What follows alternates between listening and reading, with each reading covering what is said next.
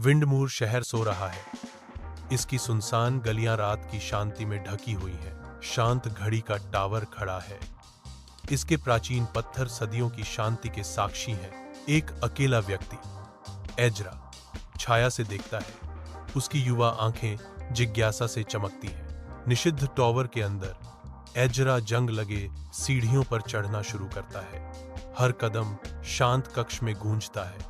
धूल के कण धुंधली रोशनी में नाचते हैं, जो समय में जमे हुए विशाल गियर को प्रकट करते हैं। एक चांदी की पॉकेट घड़ी एक चबूतरे पर टिकी है, जो एजरा को करीब बुला रही है।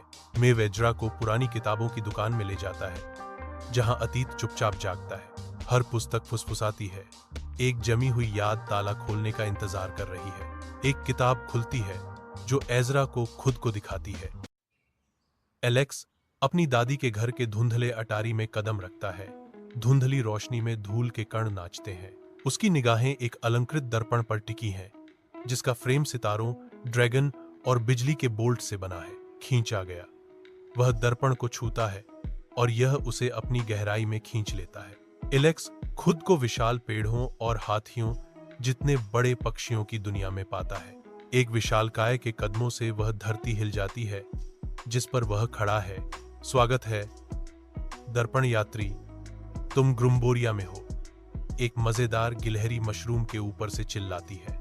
एलेक्स गिलहरी एक अजीब राज्य में प्रवेश करती है, जहां बड़े आकार के झोकर के जूते आदर्श हैं। एक जीवंत मंच पर राजा अपने ताज के साथ थोड़ा तिरछा खड़ा है, जो हास्यपूर्ण दृश्य की निगरानी कर रहा है। यह सब इतना बेवकूफी भरा क्यों है?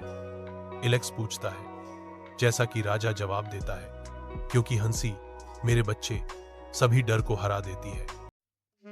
अटारी में धूल के कण धूप में नाचते हैं, क्योंकि सामंथा भूली हुई यादों के बीच खड़ी है। उसकी नजर एक छिपे हुए दरवाजे पर टिक जाती है, जिससे उसके भीतर जिज्ञासा भड़क उठती है। जिज्ञासा से प्रेरित होकर सामंथा जाल के दरवाजे की ओर बढ़ती है।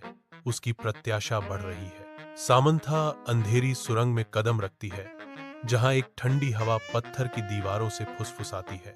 उसकी टॉर्च की किरण अंधेरे को चीरती है, जो उसके सावधानी पूर्वक कदमों का मार्गदर्शन करती है। एक बेचैनी भरी सनसनी उस पर छा जाती है। यह एहसास कि अदृश्य आंखें उसकी हर हरकत पर नजर रखती हैं। सुरंग एक गुप्त कमरे की ओर जाती है, जो प्राचीन पुस्तकों और भूली हुई कहानियों से सुसज्जित है। सामंथा डेस्क पर खड़ी है, दस्तावेजों में तल्लीन, जैसा कि वह अपने परिवार के गहरे रहस्यों को उजागर करती है। एक ठंडा एहसास होता है जब वह फुसफुसाहट सुनती है, यह समझते हुए कि वह अंधेरे में अकेली नहीं है।